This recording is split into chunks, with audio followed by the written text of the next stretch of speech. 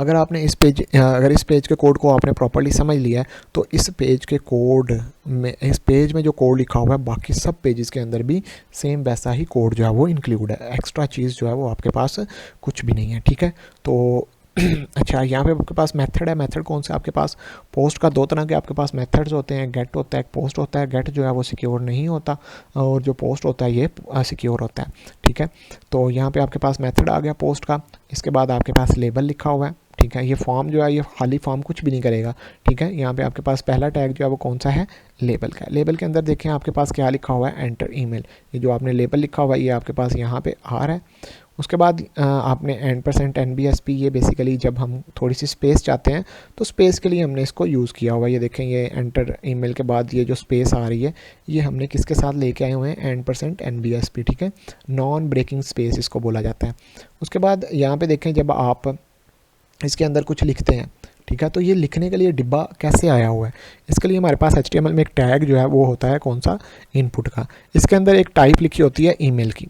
अब ये ईमेल क्यों है? क्योंकि जब तक आप यहाँ पे ईमेल नहीं लिखेंगे, ये देखें मैं लॉगिन के बटन पे क्लिक करता हूँ तो यहाँ पे हमारे पास एक एरर आ जाता है, कहता है प्लीज़ इंक्लूड @, ठीक है। ये देखें दोबारा लॉगिन के बटन पे मैंने क्लिक किया तो कहता है भाई ईमेल जब भी आप दोगे उसमें ईमेल लाजमी होना, @ लाजमी होगा। तो यहाँ पे अगर हम इसकी टाइप में ईमेल रख देंगे तो ये एरर हो जाएगा कि भाई जब तक आप @ नहीं लिखोगे उस इनपुट बॉक्स के अंदर तब तक ये आगे नहीं जाएगा। उसके बाद नेम है, ये नेम ईमेल जो है ये बेसिकली हम PHP के लिए यूज़ करते हैं। उसके बाद हमें ये जो आप देख रहे हैं यहाँ पे, जैसे मैं देखें 1 मिनट पेज को रिफ्रेश करता हूँ तो ये देखें एंटर एडमिन ईमेल पहले से नीचे लिखा हुआ आ रहा है, ठीक है। तो ये किसके मदद से आ रहा है? ये HTML में हमने एक प्लेस होल्डर एट्रीब्यूट होता है इनपुट टैग के अंदर, प्लेस होल्डर का, उसके अंदर लिखा हुआ है एंटर एडमिन ईमेल, ठीक है। यहाँ पे जो है वो प्लेस होल्डर इनपुट के अंदर ही दिखाने के लिए हम प्लेस होल्डर का इस्तेमाल करते हैं, ठीक है। उसके बाद BR का टैग है। BR का टैग इसके लिए इसका क्लोजिंग टैग नहीं होता, इसका मतलब होता है ब्रेक लाइन, ठीक है। इसने 2 दफ़ा मैंने ब्रेक लाइन किया, ठीक है। ये देखें इसके बाद जो है वो थोड़ी सी स्पेस आई हुई है। उसके बाद फिर हमने क्या यूज़ किया? लेबल का टैग, एंटर पासवर्ड लिखा, ठीक है। इनपुट बनाई, इनपुट के अंदर टाइप जो है वो क्या है?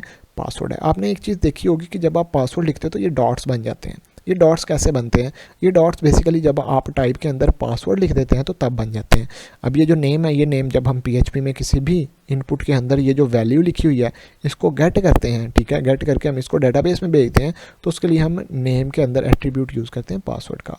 उसके बाद प्लेस होल्डर है। प्लेस होल्डर हमारे पास क्या आ गया? Enter admin password. यहाँ पे एंटर एडमिन पासवर्ड आ गया। BR का टैग यूज़ किया।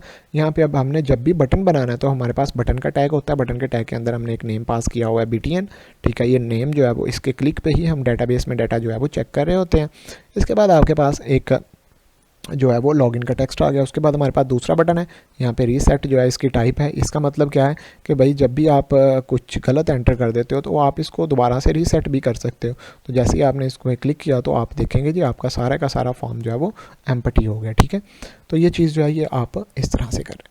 लें जी, हमारे पास HTML जो है वो इस फॉर्म की जो है वो कंप्लीट हो गई है। अगर आपको इसके रिलेटेड कोई भी चीज़ समझ नहीं लगी तो आप जो है वो मुझसे क्वेश्चंस कर सकते हैं, पूछ सकते हैं कि सर इधर से हमें समझ नहीं आई, ठीक है।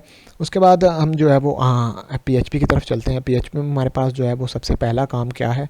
हमने डेटाबेस के साथ कनेक्शन क्रिएट करना है। डेटाबेस हम बनाए हुए हैं लेकिन हमने उसके साथ जो है वो कनेक्शन क्रिएट नहीं किया। तो मैं क्या करूँगा? एक नई फाइल क्रिएट करूँगा, connect.php। आपने एक चीज़ और याद रखनी है, जब भी हम PHP का काम करते हैं तो PHP के काम के लिए हमें PHP डॉट एक्सटेंशन जो है वो .php ही रखनी पड़ती है। तो यहाँ पर देखें जितनी भी फाइल्स हैं connect.php, हमें क्या यूज़ करना पड़ा है? .php, ठीक है। यहाँ पे हम .html नहीं यूज़ करेंगे, .css यूज़ नहीं करेंगे।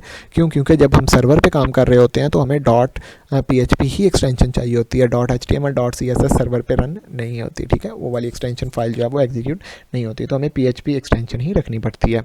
PHP का मतलब है पर्सनल होम पेज, ठीक है। तो अब हम इस फाइल को जो है वो थोड़ा सा अंडरस्टैंड करते हैं कि ये किस तरह से बनी हुई है। तो यहाँ पे देखें लेस देन का साइन है। जब भी आपने PHP लिखनी है तो PHP लिखने के लिए आपको क्या करना पड़ता है जी?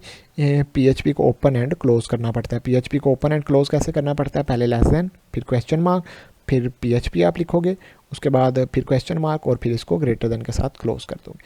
ये कुछ इस तरह से आपकी जो है वो PHP होती हैं, ठीक है, ओपनिंग एंड क्लोजिंग। इसके अंदर ही आप जो है वो PHP का कोड जो है वो लिख सकते हैं। मतलब ये जितना भी काम होगा ये आप PHP के ओपनिंग एंड क्लोजिंग टैग के अंदर ही करेंगे। इसके अलावा आप PHP का काम कभी भी इन टैग्स के बगैर नहीं कर सकते, ठीक है। उसके बाद हमारे पास सबसे पहला वेरिएबल्स क्या होते हैं। PHP में सबसे पहला जो मेन टॉपिक है, कॉन्सेप्ट है, वो वेरिएबल्स का होता है।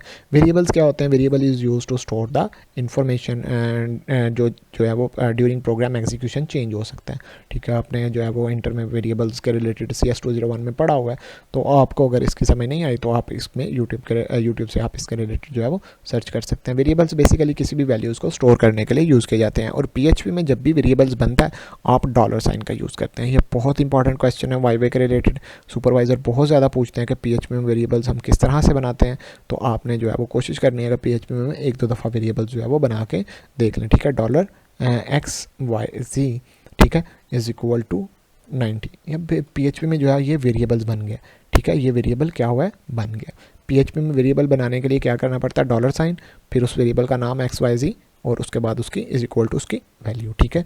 और एक चीज़ और है, वो बहुत ज़्यादा ये क्वेश्चंस करते हैं, क्या वेरिएबल्स के अंदर हमने जो वैल्यू लिखी हुई है वो चेंज कर सकते हैं? जी बिल्कुल, वेरिएबल्स के अंदर $साइन के साथ जो भी चीज़ लगी है उसके अंदर जो भी चीज़ पड़ी हुई है हम उसको चेंज कर सकते हैं, ठीक है। यहाँ पे $साइन सर्वर नेम, ठीक है, ये फिक्स्ड होता है। $साइन सर्वर नेम फिक्स्ड है, यहाँ पे लोकल होस्ट ही आएगा, ठीक है। $साइन यूज़र नेम, ये भी हमारे पास जो है वो फिक्स्ड है, वेरिएबल के अंदर हमारे पास रूट ही आएगा।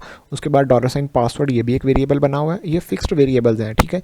ये जब भी हम डेटाबेस के साथ कनेक्शन क्रिएट करते हैं, ये पहले 3 वेरिएबल्स हमारे पास एज इट इज़ आते हैं।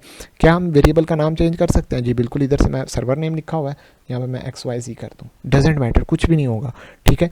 अगर मैं यहाँ पे यूज़र नेम लिखा हुआ तो यहाँ पे मैं जस्ट क्या कर दूँ? नेम कर दूँ, तो कोई मसला नहीं, ये चलेगा, गलत नहीं होगा ये, ठीक है। अगर मैं यहाँ से ये वैल्यू लोकल होस्ट चेंज कर देता हूँ तो यहाँ पे थोड़ा सा इशू होगा, क्योंकि यहाँ पे लोकल होस्ट जो है वो फिक्स्ड है, इसको चेंज नहीं कर सकते, ठीक है।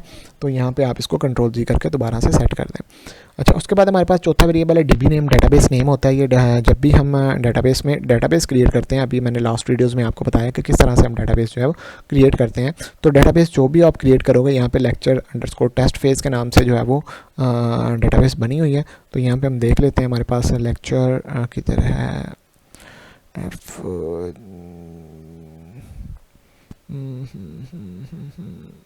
यहाँ पे ये देखें लेक्चर टेस्ट फेस, ठीक है, ये हमारी डेटाबेस बनी हुई है। तो ये डेटाबेस हमने इधर से कॉपी करके उस डेटाबेस के वेरिएबल के नेम जो है अंदर जो है वो डबल कोटेशन के अंदर जो है वो पास कर दी, ठीक है। उसके बाद हम कनेक्शन को क्रिएट करते हैं। कनेक्शन को क्रिएट का मतलब ये है कि ये वाली जो डेटाबेस की फ़ाइल होती है, इसको हमने PHP के साथ PHP की फ़ाइल के साथ कनेक्शन को क्रिएट करना होता है। तो हम यहाँ पे एक वेरिएबल बनाते हैं $_con के नाम से, और MySQLi_connect जो है ये एक SQL का एक फंक्शन होता है जो किसके लिए यूज़ किया जाता है? डेटाबेस के साथ कनेक्शन के लिए यूज़ किया जाता है। यहाँ पे पहला वेरिएबल जो है वो $साइन सर्वर नेम है, ये वाला जो वेरिएबल है, ठीक है। उसके बाद इसके अंदर 4 पैरामीटर पास किए जाते हैं, $साइन यूज़र नेम, ठीक है, ये वाला वेरिएबल, उसके बाद $साइन पासवर्ड, ये वाला वेरिएबल, उसके बाद $साइन DB नेम, ये वाला वेरिएबल। अच्छा, एक चीज़ वो और भी पूछता है कि अगर आपने यहाँ से पासवर्ड को चेंज कर दिया, मतलब यहाँ पे JH लिख दिया, तो क्या ये फ़ाइल एग्जीक्यूट होगी? नहीं होगी। क्यों? क्योंकि हमें यहाँ पे भी जाके क्या करना पड़ेगा? JH करना पड़ेगा, ठीक है। जो वेरिएबल्स इधर ऊपर यूज़ किए गए हुए हैं वही वेरिएबल्स यहाँ पे पैरामीटर्स में भी यूज़ करने पड़ते हैं। और ये MySQLi_connect जो है ये हमारा एक बिल्ड-इन फंक्शन है, ठीक है जी। ये इसको मैं सेट कर देता हूँ। उसके बाद हमने कंडीशन चेक की। कंडीशन में हमारे पास क्या है? अगर कनेक्शन जो है वो क्रिएट नहीं है, ये जो साइन है ये नॉट का है, ठीक है। अगर कनेक्शन क्रिएट नहीं है तो डाई एक फंक्शन होता है PHP का जो क्या करता है जी, नेक्स्ट जो हमारे पास लाइंस होती हैं उनको एग्जीक्यूट होने से रोक देता है, ठीक है। कनेक्शन फेल्ड और MySQLi_connect_error। एक चीज़ और याद रखें, यहाँ पे लेट्स सपोज H जिसके साथ स्मॉल ब्रैकेट लगी हुई हैं, ये वाली छोटी ब्रैकेट लगी हुई हैं, वो हमारे पास PHP में फंक्शन होता है, ठीक है। ये चीज़ जो है इसको रट्टा लगा लें। यहाँ पे MySQLi_connect के साथ देखें छोटी ब्रैकेट लगी हुई है, this is called SQL function, ठीक है। जिसके साथ SQL लिखा हुआ है मतलब यह है कि वो SQL का फंक्शन है, ठीक है। ये हमारे पास एरर शो करवाने के लिए यूज़ किया जाता है।